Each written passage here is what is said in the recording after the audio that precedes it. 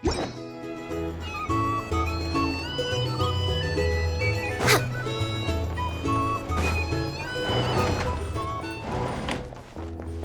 so noisy.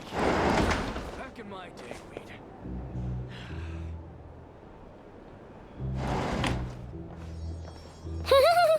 Feels pretty nice having someone sort out our food and lodging for us, huh? But is this really the Flagship's best room? It's pretty big, make no mistake, but it looks a little worn out, right? Though, to be perfectly honest, that feels right at home with everything else we've seen of Nasha Town.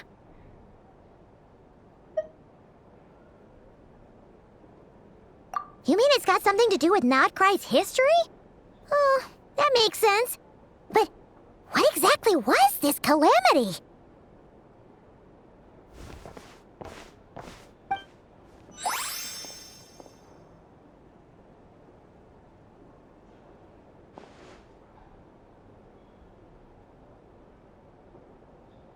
Oh, should we try the berries and fried meat too? Paimon's getting hungrier and hungrier every time someone mentions it. Oh, sorry about that. Paimon wasn't watching where she was going. Please, there's no need to apologize. If anything, I'm the one who should be sorry.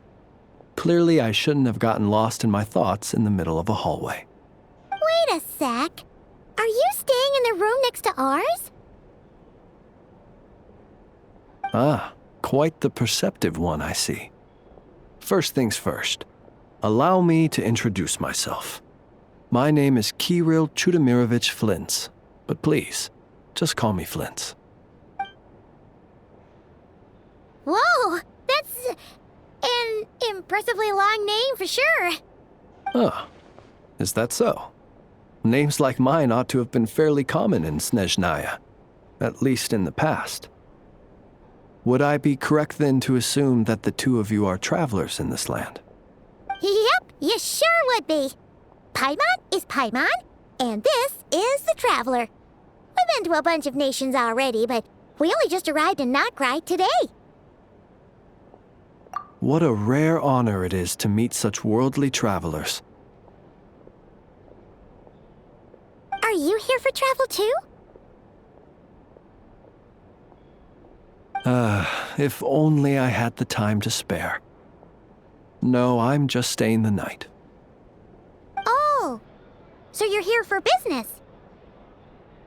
That's certainly one way to put it.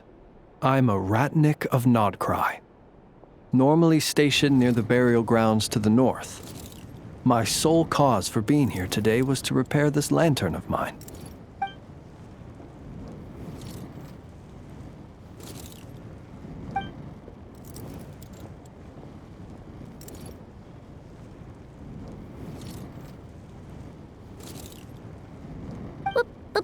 Burial grounds? Your surprise is entirely understandable. Most people cannot even begin to fathom the idea of a life surrounded by tombstones and decay. But if you've heard of the calamitous abomination that is the Wild Hunt, you'll know that in their wake they bring a host of souls tainted by abyssal filth. That then is why we are stationed by the burial grounds, to hold the line where it is most vulnerable. Oh, so it's all about fighting against the abyss. Oh, sounds like a tough job. I thank you for your concern. But in truth, I've long since grown used to it. In fact, I like to think it rather suits me. If anything, I'd say I prefer the peace and quiet of a graveyard to the hustle and bustle of urban life. Paimon sort of gets it now. But even so, she is still pretty sure she could never get used to living in a graveyard herself. For one thing, she'd be too scared to fall asleep at night. Oh, I assure you, there's no need to worry on that account. The kind of ghosts you find in cemeteries aren't too big on talking. But even when they do, they're usually far more discreet than the living. Well, would you look at that? Who'd have thought we'd end up chatting this long? Must have a lot in common, huh? Forgive me, but I must excuse myself, for the time of my appointment draws near. And in terms I'm sure you'll understand, a lanternless ratnik is like a mapless traveler. A serious conundrum indeed. Oh, sure. In that case, you go right ahead. We won't keep you any longer. Not at all.